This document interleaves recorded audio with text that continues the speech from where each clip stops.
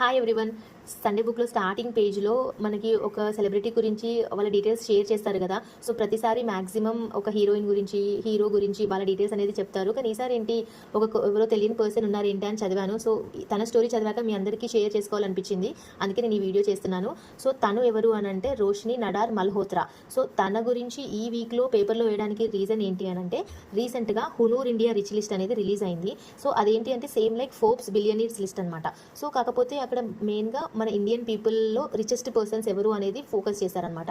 So like Indian business leaders, Indian entrepreneurs, Indian investors వాళ్ళలో రిచెస్ట్గా ఎవరున్నారు అనేది లిస్ట్ అవుట్ చేస్తారు. సో 2025 హునూర్ ఇండియా రిచ్ లిస్ట్ రీసెంట్గా రిలీజ్ అయింది.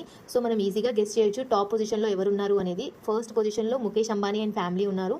సెకండ్ పొజిషన్లో Gautam Adani and family. And third పొజిషన్లో తను రోషిని నడార్ మల్హోత్రా అండ్ ఫ్యామిలీ ఉన్నారు.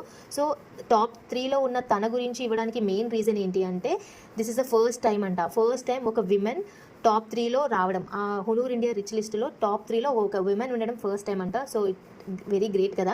సో తను ఎవరు అని అంటే హెచ్సిఎల్ ఫౌండర్ శివ్ నాడార్ వాళ్ళ డాటర్ సో మనకి హెచ్సిఎల్ టెక్నాలజీస్ కంపెనీ అందరికీ తెలుసు. సో వాళ్ళ డాటర్ తను. సో తను చదువుకునేటప్పుడైనా ఇంజనీరింగే చేయాలి, నువ్వు బిజినెస్ ఫీల్డ్కే రావాలి అని తనని ఎప్పుడు వాళ్ళ పేరెంట్స్ ఫోర్స్ చేయలేదంట.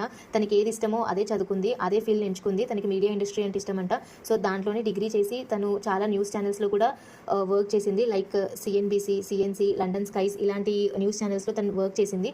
సో తర్వాత తన ఫ్యామిలీ బిజినెస్ని చూసుకోవడం కోసం తను తన ప్యాషన్ని అలానే కంటిన్యూ చేస్తూ తను ఎంబీఏ చేసింది. ఎంబీఏ కంప్లీట్ చేశాక వాళ్ళ ఫ్యామిలీ బిజినెస్ని చూసుకోవడం స్టార్ట్ చేసిందంట.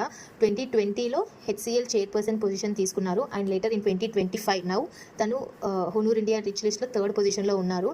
సో తన స్టోరీ చదివాక నాకు అర్థమైంది ఏంటంటే, ఎవరికైనా సరే అండి ఒక ప్యాషన్ అండ్ పర్పస్ ఉంటే, వాళ్ళు చేసే పనిలో ఒక ప్యాషన్ అండ్ పర్పస్ ఉంటే ఖచ్చితంగా వాళ్ళ సక్సెస్ అనేది వస్తుంది వాళ్ళకి. Thank you.